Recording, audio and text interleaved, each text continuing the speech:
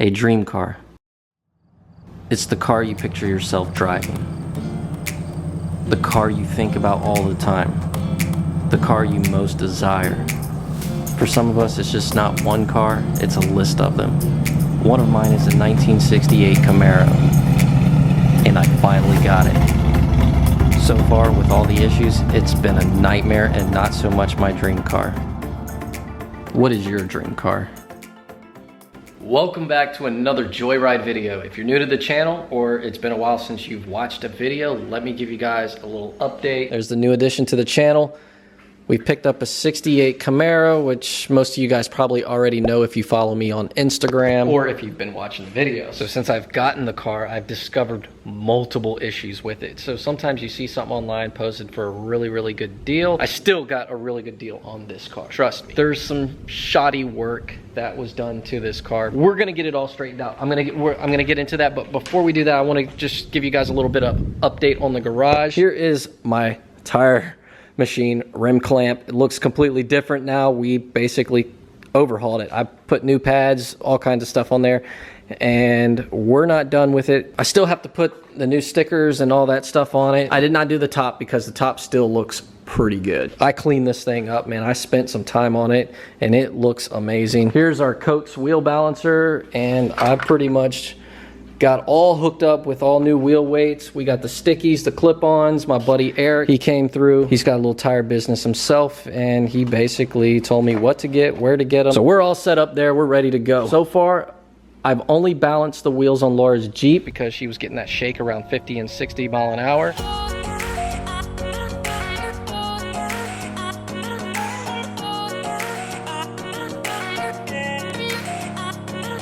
After the balance, she came out perfect, so we know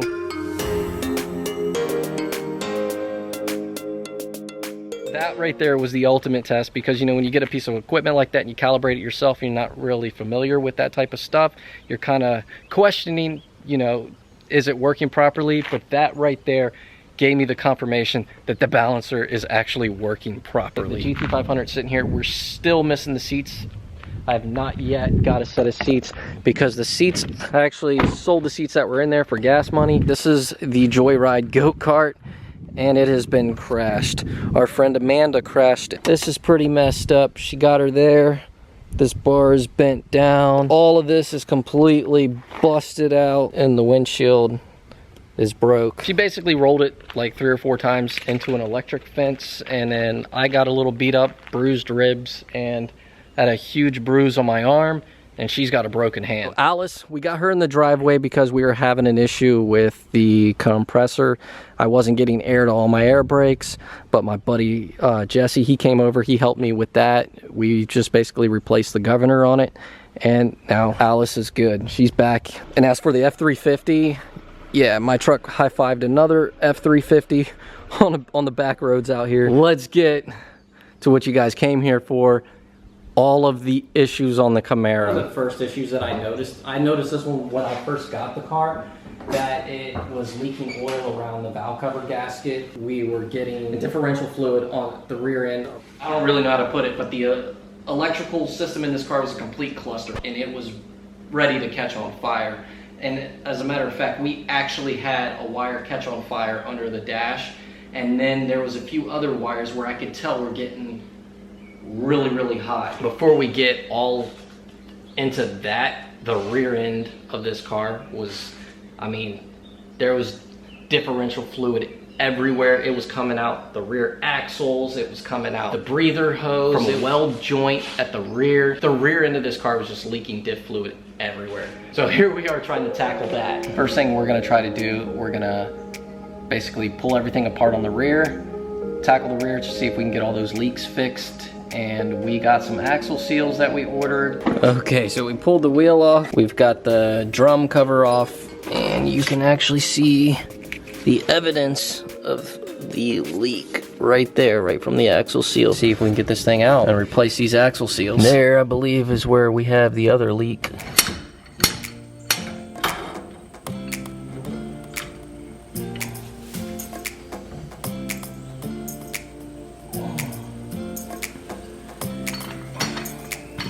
Decided to pick up the camera since Chad's like, hey, you're not filming this too? I did the other side. We got this side. We're gonna show you guys how to remove this axle. This is actually a slide hammer from Amazon.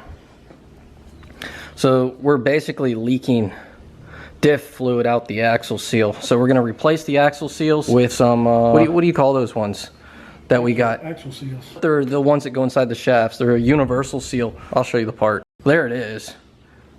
But we'll show them the package with the other one. Basically that goes inside the tube. Inside towards the pinion instead of on the outside out here by the axle, into the axle. Mounts in on the inside so it keeps all your oil right there in the with the pinion and the ring gear. Yep. All right, let's show them how this thing works, Chad.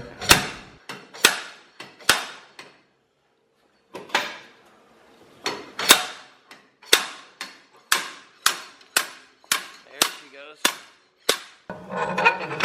Yeah, that's just like how the other one did. Yeah, that's the seal for the bearing now. That's just like how the other one came out.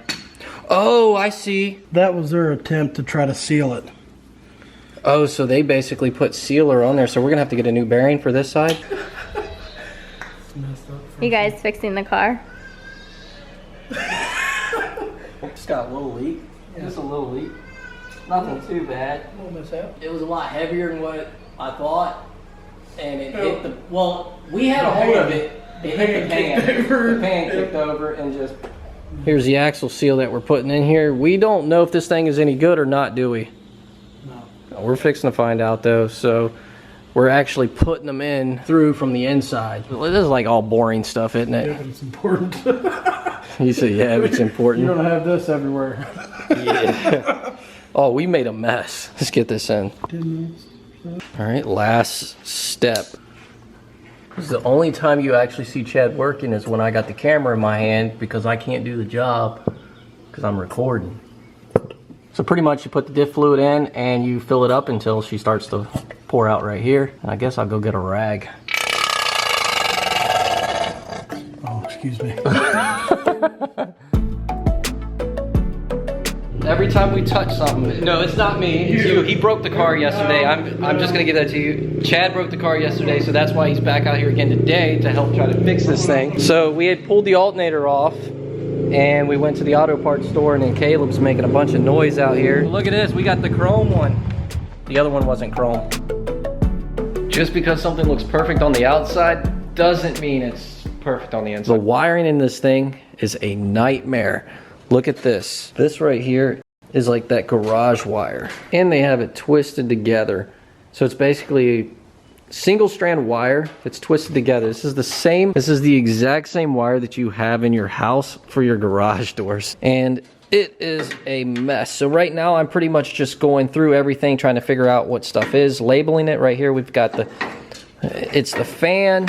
So you've got the fan, the horn, and you've got the line lock over there, and it's all wired in to this regulator right here. That's basically everything's just connected to, and that thing doesn't even work. I tested it earlier. And then you've got the two fans right there. The wiring comes up, grounded right there. I just cut this right here because that basically went to nothing, and then it goes, so those two wires go down to this one wire, which comes all the way around here, comes out right here, and then turns into this garage wire with a butt connector. So you essentially are going down from a 12 gauge wire all the way down to that garage wire that goes inside there. The day we filmed our unveiling video, we had one of those wires catch on fire. The alternator went out, replaced that. Here's the alternator that was on the car. We replaced it. That's like a 63 amp alternator. So we upgraded it to a nice chrome alternator that's 100 amp. We're gonna get all this wiring. We've got the line lock that we're gonna have to rewire that in as well. So once we get all this wiring done, let me show you. I picked up this fuse box right here from AutoZone. This thing's pretty cool. It's got LED lights in there, so anytime a fuse blows, the light will light up. You can put up to 6 different fuses. We're gonna put that in there. Everything will be on a fuse. So if a wire gets too hot, that fuse will blow, and we won't have to worry about fires. So when you get an older car like this, you gotta think, this thing's had 60 years of people messing with it, but we're gonna make it right. See all this right here? All this was basically sitting in the car, not hooked up. None of this stuff was hooked up. And I'm pretty sure that these are probably the relays that the fan should have been hooked up to, but we got all that wire cleaned up. It actually cleaned up that area. Now we're gonna clean up all this area. I'm gonna go ahead, tackle all this wiring. Once it's done, I'll show you the finished product. You guys, I'm sure, don't want to be bored by watching me run a bunch of wires, but I'll show you guys once it's done. Finally got it all straight. All the wiring is done, but let me show you guys what we did. So I put that fuse box in there that I showed you. Got it wired in right here. We've got a fuse for each fan. We've got the horn, the line lock, everything is all on there. Everything has got its own fuse. We rewired the line lock, we rewired the horn. Here, let me show you guys this. This is all the wire that I took out. All this garage wire. I'm calling it garage wire because that's what it looks like. It could be thermostat wire. It's single strand, but look at this right here where it's melted and burnt. And this right here, that's a single strand wire. This is what they had in this car. All this stuff.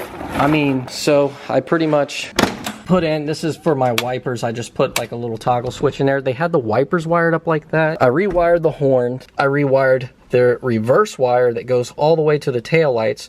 Put that in because that was using that same wire. Then I hooked up this little 12 volt USB charger where you could plug anything in, charge stuff, because this car didn't have it. We got all that wiring straight. Then all the taillights were wired up with that same type of wiring. So I rewired all the taillights. I spent a couple days, took my time, rewired everything, got it all straight. So now she's ready to go. And listen to this. When I hit this switch right here, those fans are loud. And that's how it should sound. You really hear the fans kick on. And I did notice too, because I took her out for a little joyride after we got all this stuff done, that the temperature actually is a lot better. Now, since we did all of this, I figured I would update you guys in the same video because all of this entire video has taken place since I've gotten the car, and I've had the car for about a month now. I started filming all this video and doing these repairs probably the first week I got the car. So before the unveiling video even dropped, I was already making these repairs and filming a lot of this video. So the rear axle seals have been in there for about 3 weeks because right now I'm actually recording this part of the video up to like this current day. So those rear axle seals that Chad and I put in there that go inside do not work. We've had good luck with that side, but this side is leaking. Well, needless to say, those axle seals did not work like we thought they would, but we're gonna go ahead. I have my door still open. I think probably what I'm gonna end up having to do, I don't know, I'm sure some of you guys will comment in the comment section and tell me what needs to be done, but I'm thinking I'm gonna have to just replace, put all new stuff in there. I don't know. We'll figure it out. Look at all of JD's stuff that he has laying everywhere. All this stuff everywhere. Hey, stop. They're gonna think it's send it to Steve's house. See, she wants to show you guys all the stuff that's in the yard. People are gonna think it's send it to Steve's house, but it's not. But it is starting to look like it, isn't it? Yeah, it looks like really bad. Yeah, it looks bad. We got to clean up our yard. So we got all these tires that Tom dropped off over here because I've been practicing on the tire machine. And Liam, he's been working on the balancer over there. This is that part of the video where we're getting towards the end. So if you guys have made it this far, hit that like button. Laura is gonna wrap it up for us. Your part, you have to wrap up this video. Okay. You gonna do it?